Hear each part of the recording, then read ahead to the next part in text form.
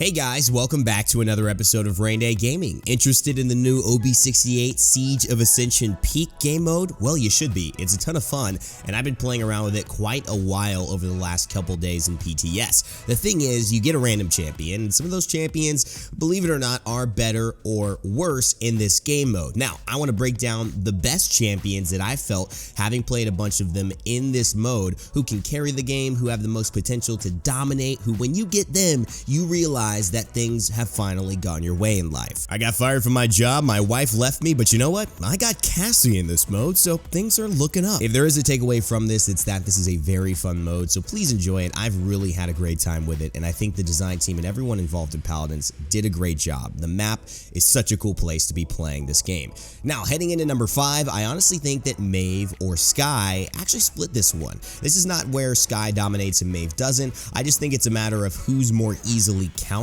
and unfortunately Skye ends up kind of winning that battle and thus probably taking a backseat to Maeve in terms of always dominating the game. This mode has 50% cooldowns if I haven't said that, and so obviously your ults are charging quickly, you're doing more damage, you're having less cooldowns, and so champions who can take advantage of that the best are going to be higher up on this list. Skye takes really good advantage of this with one thing in particular called her poison bolts. Against Inara, who she is, who's fighting on the resistance, Skye from the magistrate side of the teams actually can melt her so quickly when taking the debilitate legendary. She just gets so much damage because Inara has so much HP and it's so spammable because of the low cooldowns. This is a really good way to charge your ult, have like all these time bombs, and really impact the point fight by just taking away the team's main tank. Surprise attack, smoke and dagger, all of these are good too because with the fireballs coming outside, there are these random fireballs that hit you. Sometimes a surprise attack, smoke screen can feel like, where did that damage come from? Why am I taking 600? As I felt oftentimes when fireballs landing on my head in this mode, like where the heck did that come from? And so Skye can add to that factor and make it very hard to just have a safe space to fight on the battlefield. I like both of these legendaries, but the problem is she can get so countered by Illuminate. Not only does that card reveal her, the other issue is that Cassie has a permanent reveal on her ultimate that can see Skye through stealth, and she's on the enemy team.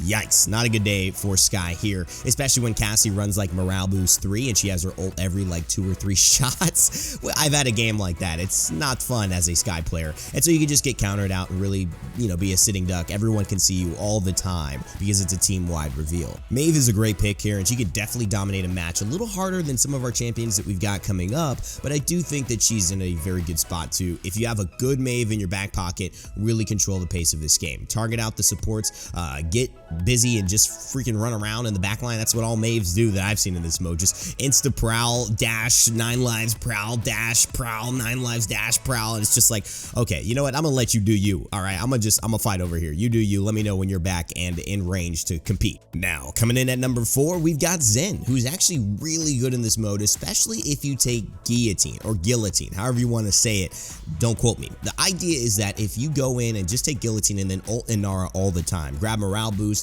or anything like that, you'll have your ult like every 5 seconds. I'm serious. It's ridiculous how fast you charge your ult. Every time you take her down, by the time she comes back on her mount, you should have your ult charged up back again. And just you 100 to 0 her. That's basically just what it does. And it's really good at just swaying the team fight in your favor. They don't have that front line. It's an efficient way to deal with one champion and then snowball the rest. Zen is very good at snowballing in general. He's got abilities that buy time, that cover space, and he's just constant pressure. It may not be the most burst damage you've ever seen, but it's just consistent and it's hard to run away from, and that's what makes Zen so terrible with even lower cooldowns. I mean, Zen's already a very difficult brother to take down. If you look at his periods of vulnerability and you look at other champions' periods of vulnerability, I mean, it's the same comparison as a normal sized house versus the architectural house that they built in Zoolander and they called a school for ants. It's small. It is not your normal size. It is very, very hard to find this man in a weak moment, but when you do, it's a special thing. However, in this mode,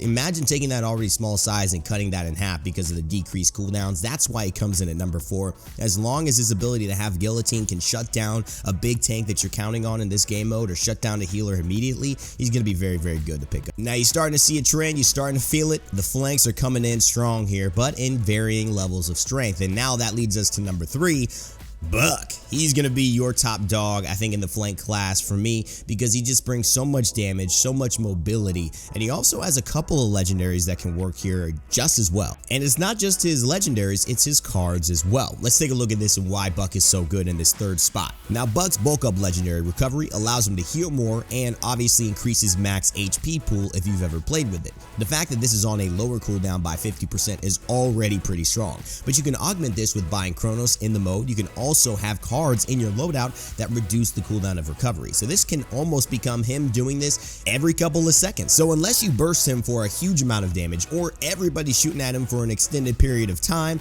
he's gonna stay alive. But what enables this and works together with this in this mode is the fact that he's got decreased cooldowns on his heroic leap as well, which is also really good. It's just hard to track him. He can move from one side of the map no problem. It's small enough, but it's got enough caverns, twists, and turns to where it's very hard to get somebody in the line of sight if they go around a corner. You have to chase them, and if you can't cover it as fast, well, then Buck gets another 2 to 3 second window where he can heal up, and then he could start the fight over again from scratch. It's very hard to keep track of him. Also, keep in mind the card Stomping Ground. Level that up to 5, and every time you get an elimination, or you're the one who gets the finishing blow, you get 75% off the base of your cooldown. So if it was 10, you get 7.5 seconds off of that. So if it's going to take you more than 2.5 seconds to take someone down, which it usually does, then you end up just getting a full reset on all of your skills. It's a very good way for Buck to go in, get a kill, then immediately get out, have another recovery available, and a heroic leap. Alright, so we've got 3 out of the way. Let's take a look at the last 2 that kind of round out who I think are the strongest in this mode as of now, and I am open to being proven wrong. I'm open to your guys leaving some comments below if you feel something different. Now, my number 2 choice for who is the best champion in the Siege of Ascension Peak mode is Inara. Yes, Inara. I honestly think that at this point, Inara is the biggest bully I have ever seen in this game mode. She just doesn't have to die. Earthen Guard gives her 50% damage reduction, people, okay? And she gets 60% extra healing for the duration. It lasts 5 seconds, and it's only got like a 10-second cooldown, so turn that into a 5-second cooldown because of this mode, and if you add 2 seconds on the cooldown because you could take that card in her loadout, you could basically get to like a 3-second cooldown at base or something around there, to the point where you almost always have it up. Throw an astral mark on her and she is unstoppable. Just say, Genos, give me that, baby. Let me go do my thing, and just run into the back line and make sure nobody gets out alive. That is what Inara can do in this mode, and if you don't believe me, just watch. The footage I captured was just a taste. It was just a glimpse. It was just, let me do this once to show people what this is like. This is not like, let me perfect this strategy. She is so dang good in this mode, and the only thing that can stop her from being kind of OP is if somebody plays her a little bit more passively and doesn't kind of utilize all the cards that she's got in her loadout.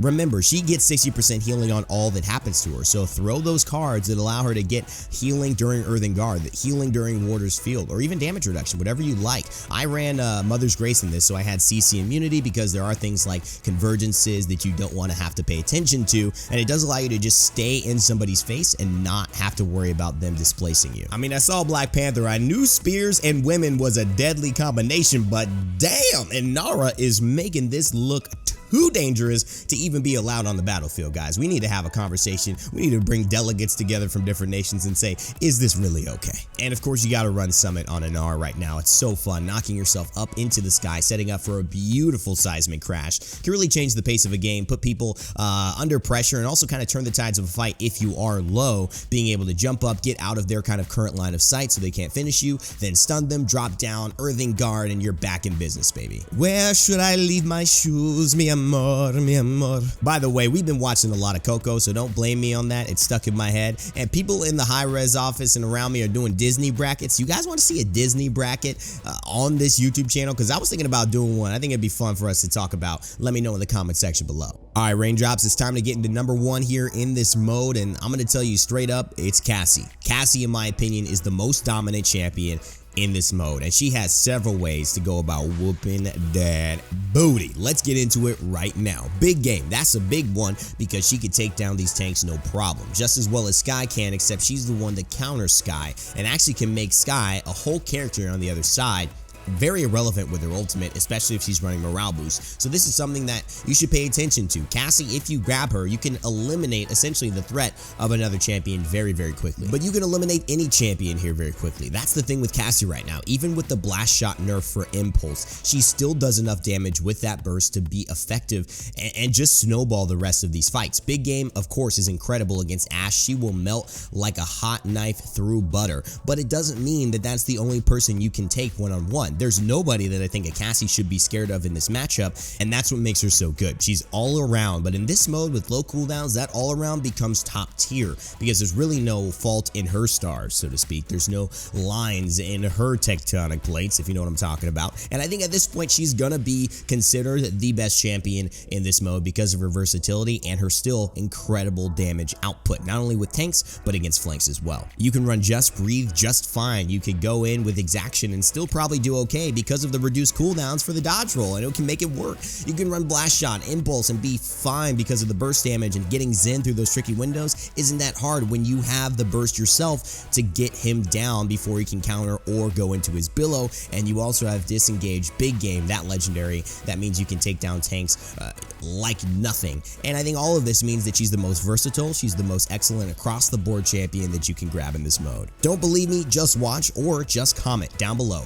Let me know who you think takes the top spot in OB68 Ascension Peak in this brand new game mode. Also, if you guys have any questions for me, leave that in the comment section below. I'll try to get to those if I can, and I'll be preparing some videos for later on in the week as I take a look at some of the upcoming balance changes, which there was a multitude of here in the OB68 patch notes. So until then, guys, make sure to have a great day. Take care of yourselves, love your mama, love your friends. Go out there and share a smile with somebody. And as always, remember to never give up, never stop gaming, and I'll see you all next time.